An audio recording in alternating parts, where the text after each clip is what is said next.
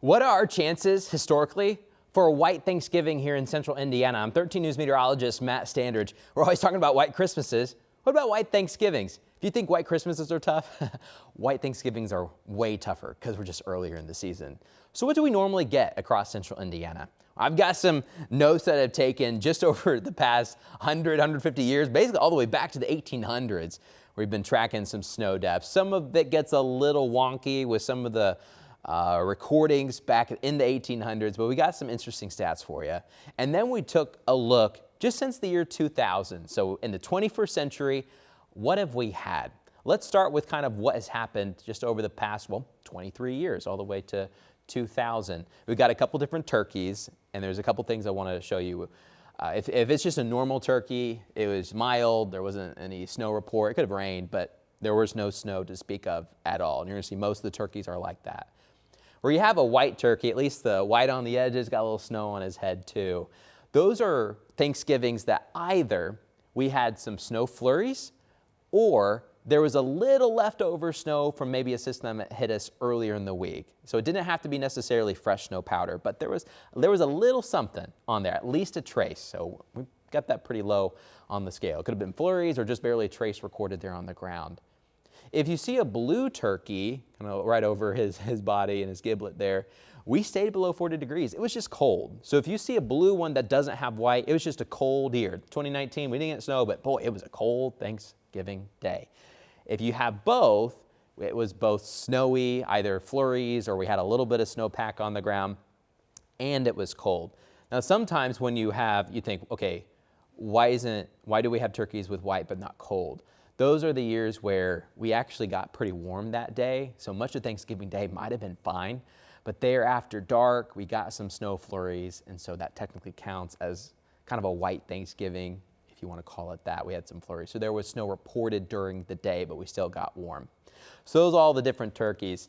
Since the year 2020, things have been fairly mild for us. I was looking back, we were generally in the 50s for most of our Thanksgiving. So it's been a nice warm stretch. The previous 5 years, 2019 was cold, but we didn't have really any snow to talk about really over the past 10 years or so.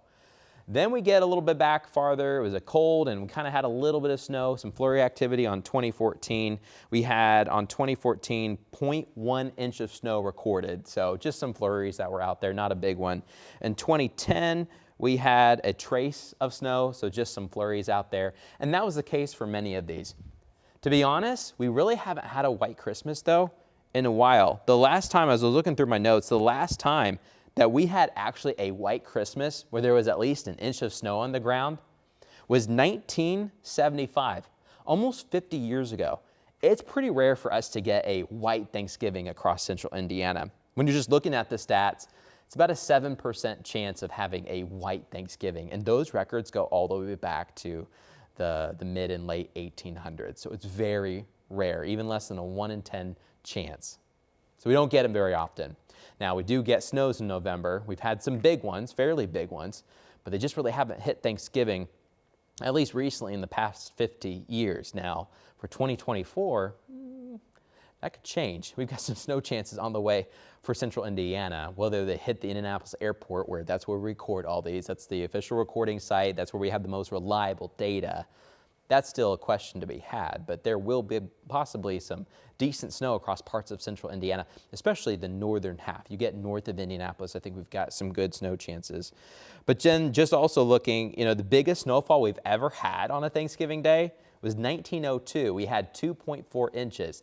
And if you remember, there the third week of November, last week, we had 3.2 inches in Indianapolis. So we've had bigger snows than that. They just have not landed on Thanksgiving. Most of the times, we're fairly quiet, we're fairly dry.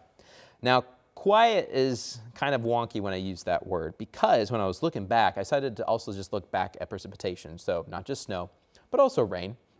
In fact, at least there's rain or snow, or a combination of both.